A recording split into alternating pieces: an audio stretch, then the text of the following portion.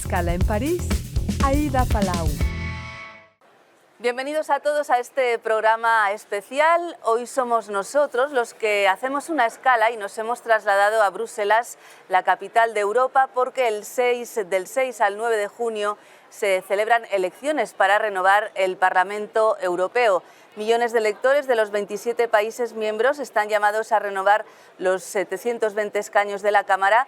Y ustedes se preguntarán por qué un ciudadano, por ejemplo, de Maracaibo en Venezuela o de Maldonado en Uruguay o de Guayaquil en Ecuador tendrían que seguir muy de cerca lo que pase en estos comicios. Pues lo vemos enseguida con nuestro invitado, el eurodiputado español liberal Jordi Cañas. Jordi, muchísimas gracias por estar con nosotros. Gracias a vosotros. Sabemos que son tiempos con mucha agenda antes de las elecciones. Usted es eurodiputado desde 2019. Del Partido Ciudadanos, pertenece al bloque europeo liberal, el tercero en importancia actualmente en la Cámara, y además es presidente de la Delegación de Relaciones con Mercosur, del que tanto se ha hablado, y vicepresidente primero de la Asamblea Parlamentaria Unión Europea y Latinoamérica, que a lo mejor se conoce menos, pero también es importante. A ver, Jordi, ¿por qué un ciudadano latinoamericano debería interesarse por estas elecciones europeas cuando hasta entre los propios ciudadanos europeos a veces no nos interesamos mucho? Pues por el mismo motivo por lo que es importante para los europeos, porque realmente es uno de los socios principales que tienen todos los países iberoamericanos, todos los países latinoamericanos. Europa, sus diferentes países, son de los mayores inversores en la región y con aquellos con los cuales son más latinoamericano compatibles. Igual que Latinoamérica, Iberoamérica es la zona más eurocompatible del mundo, para los ciudadanos de Iberoamérica, Europa es su espacio natural, es además de cultural, idiomáticamente, en muchos casos de origen o de origen familiar, es realmente donde tenemos una mayor integración económica, comercial, empresarial, y ojalá también cada vez más política y de asociación, ¿no? Y por eso es importante, porque en un mundo donde se están reordenando las alianzas, es muy importante saber quiénes son tus socios y aliados, y en este caso el resultado de las elecciones y el resultado de este Parlamento puede alterar el tono de las relaciones que se tienen con los diferentes países o regiones de Latinoamérica. Por lo tanto, sí, es muy importante, quizás no se ve en el día a día, pero si lo analizamos con perspectiva, seguramente les interesa y mucho.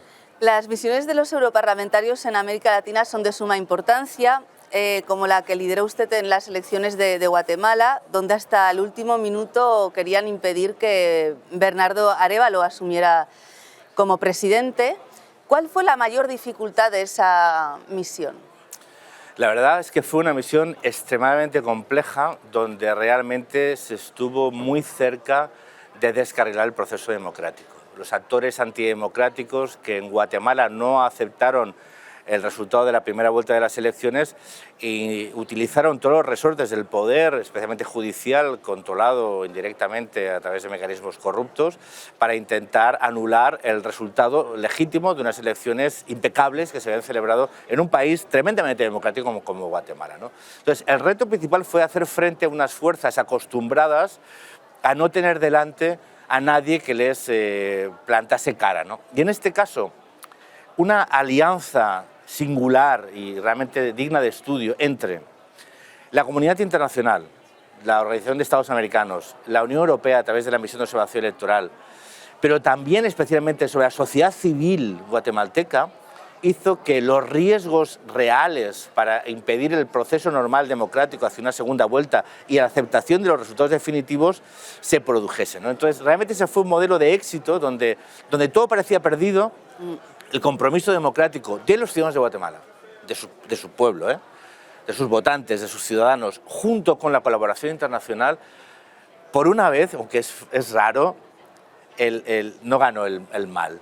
O sea, las fuerzas antidemocráticas no consiguieron salirse con la suya y la democracia, digamos, ganó. Ganó y ahora hay un presidente electo que tiene un nivel de aceptación enorme, que parece que va a avanzar una senda que tiene que llevar a Guatemala a ser ese país importante y decisivo en la región, como sus habitantes necesitan, esperan y además pueden. ¿Qué cambió que estuvieran ustedes en Guatemala? Sé que después hubo sanciones, pero ¿qué cambió? Pues cambió primero la legitimidad, porque nosotros la misión de observación electoral no únicamente analiza que el día de las elecciones todo siga los estándares democráticos suscritos por este caso el gobierno de Guatemala, ¿no? Sino que el contexto donde se desarrollan las elecciones, hacíamos un análisis del contexto donde se producían. Y identificamos perfectamente cuáles eran las amenazas y los riesgos. Pero después dimos legitimidad al proceso, que era muy importante. Nuestros observadores, más de 120 desplazados en todo el terreno, yo recorrí todo el país, pudimos certificar que el proceso electoral y su resultado se ajustaba a la voluntad de los ciudadanos y que aquellos que estaban intentando utilizar instrumentos judiciales para anular esa primera vuelta estaban simple y llanamente mintiendo. Siempre lo decíamos, estas elecciones son democráticas, el resultado es justo. Nuestra presencia fue aquello que rompía la tradición, la tradicional, el poder que podía hacer lo que le daba la gana. O sea, nosotros ahí decíamos, no, estas elecciones, el resultado es justo, el resultado es claro, son incuestionables y por lo tanto aquel que les quiere cuestionar espuriamente lo que está haciendo es intentando utilizar el poder para conseguir lo que habían perdido en las urnas. Y esa presencia, casi como de notario, de que las elecciones habían sido correctas, el proceso fue impecable, con una participación extraordinaria de la población, era un proceso fiscalizado por los ciudadanos de Guatemala, no podía ponerse en cuestión. Entonces, esta presencia sirvió de notario, diciendo los que acusan a que este proceso no es democrático son realmente actores antidemocráticos que quieren violar la voluntad de sus ciudadanos. Quería hablar con usted sobre la situación en Venezuela, país que usted conoce. En ese caso también hubo sanciones tras las elecciones de 2018. Ahora, el 28 de julio, vuelve a haber elecciones. Sin embargo, la vicepresidenta venezolana Delcy Rodríguez sí pudo viajar a Bruselas para una reunión de la CELAC y la UE, a pesar de que hubiera sanciones. Entonces, mi pregunta es, las sanciones siempre provocan grandes titulares, pero si a la hora de la verdad no se aplican, ¿de qué sirven? Bueno, primero, después de esas dos fechas que usted cita, discúlpame, hubo una que fue las elecciones locales y regionales que la Unión Europea envió una misión de observación electoral, en la cual yo también tuve el honor de participar, ¿no? Que marcaron la hoja de ruta que después se siguió en Barbados en la negociación, ¿no? Las sanciones, como usted sabe, las sanciones de la Unión Europea, a diferencia, por ejemplo, de Estados Unidos, son sanciones personales. Yo no quiero dar la vuelta a la pregunta, porque la que pregunta es usted, pero la pregunta es, la señora Delcy Rodríguez vino aquí en misión diplomática y cuando organizas una cumbre, los países pueden enviar a quien quieran. Y ahí digamos que hay un respeto sobre, digamos, un estándar. O sea, no sé si viene el presidente, viene Putin aquí, uno lo puedes detener, ¿no? A pesar de que haya sanciones contra el régimen. La pregunta es, ¿por qué cuando fue Delcy Rodríguez a Madrid se le permitió la entrada? Cuando ahí sí que es cierto que estaba viniendo en un viaje no diplomático, en un viaje personal, que fue negado por el gobierno de España y después, poco a poco, se ido sabiendo que fue cierto, que aparte se reunió con el señor Ábalos, que se violaron todos los principios de seguridad en el aeropuerto español y que se mintió directamente cuando se dijo que no había pisado suelo de Schengen, cuando si pisaba suelo de Schengen tenía que haber sido sancionado inmediatamente, ¿no? Mira, de la diplomacia no reunirse con el que uno quiere, sino con el que se puede. Y el acto de la cumbre de la Unión Europea-CELAC, que después de muchos años se celebró, en este caso yo creo que era razonable, que un régimen tiránico, dictatorial, pero invitado a la cumbre porque forma parte de CELAC y CELAC decide quién asiste, no lo decidió la Unión Europea. La Unión Europea decide quién asiste en nombre de la Unión Europea, pero la CELAC decide quién asiste en función de sus miembros. Si tú invitas a la CELAC y la CELAC trae unos países representados por unos señores, es evidente que no puedes aplicar el régimen de sanciones por una cuestión básica de diplomacia. Estábamos viendo como hace un tiempo hubo el asalto, por ejemplo, a la Embajada de México en Ecuador y todo el mundo, más allá que pueda entender que es un señor que podía estar sujeto a una investigación judicial, pero cuando estaba en territorio mexicano por una delegación consular o una embajada de territorio del país, eso no se puede hacer, aunque uno le pueda dar muchos argumentos, ¿no? Pero hay cosas que diplomáticamente no se pueden hacer porque, repito, uno no negocia con quien quiere o se sienta con quien quiere, sino en este caso quien decide, y en este caso lo decía la CELAC.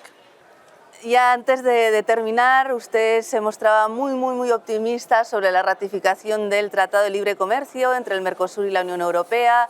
Volvió Lula a Brasil, todo parecía maravilloso, y de repente llegan las protestas de los agricultores en Europa, sobre todo en Francia, y parece que ya esa ratificación no se va a hacer. Francia pide un nuevo acuerdo, Macron ha pedido un nuevo acuerdo diciendo que este es muy malo.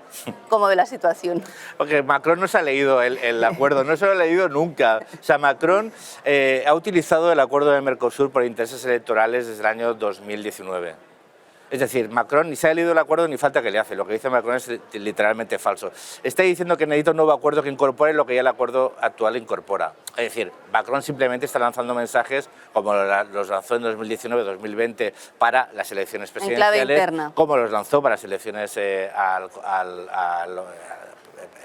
Congreso y al Senado, y como la está lanzando ahora para Europa. Es decir, a Macron no le interesa el acuerdo. Fíjese si no le interesa que mientras está diciendo que no se puede negociar ese acuerdo, está vendiendo reactores nucleares para submarinos brasileños. Es decir, y él dice que las relaciones bilaterales tienen que ir viento en popa. Lo que pasa es que está perjudicando a todos los países europeos que hemos seguido la competencia comercial en la Unión Europea, que tenemos grandes inversiones en la región, en un acuerdo fantástico que todos los países de Mercosur y todos los sectores económicos europeos, cuando hablas con ellos, bueno, los industriales todos, mire, la agricultura... Bueno, a los ganaderos tienen miedo que se inunden con carne... Pero es que los ganaderos, ¿sabes lo que pasa? Que cuando hablas con ellos y les explicas que las 95.000 toneladas de carne que se iban a permitir, ni siquiera a día de hoy se están aguantando las cuotas existentes y que 95.000 toneladas era un bistec más por europeo y era consumo del 1% más.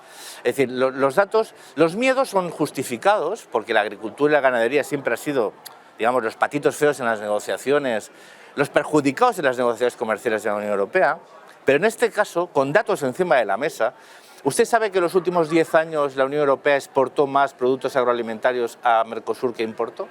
Usted sabe que ahora mismo las importaciones de soja brasileña y argentina no tienen cuota ni arancel, que podemos importar todas. Usted sabe que cuando el gobierno francés decía que eso iba a alimentar la deforestación, estamos importando soja sin arancel y sin cuota a día de hoy, y que el acuerdo no iba a mejorar ni una sola tonelada más las importaciones de una soja que, por cierto, consumen el ganado... Los animales. Claro, es decir, bueno, yo siempre digo, yo políticamente, yo lo entiendo todo, porque oye, uno políticamente puede justificar su posición como quiera, y es legítimo, pero otra cosa es si es cierto o es falso, y sinceramente la posición de Macron es falsa. Bueno, Jordi Cañas, eurodiputado español liberal, muchísimas gracias. Muchísimas gracias a vosotros. Y gracias a todos ustedes por habernos acompañado. También nos pueden consultar por internet en rfimundo.com y france24.com. Hasta pronto, amigos.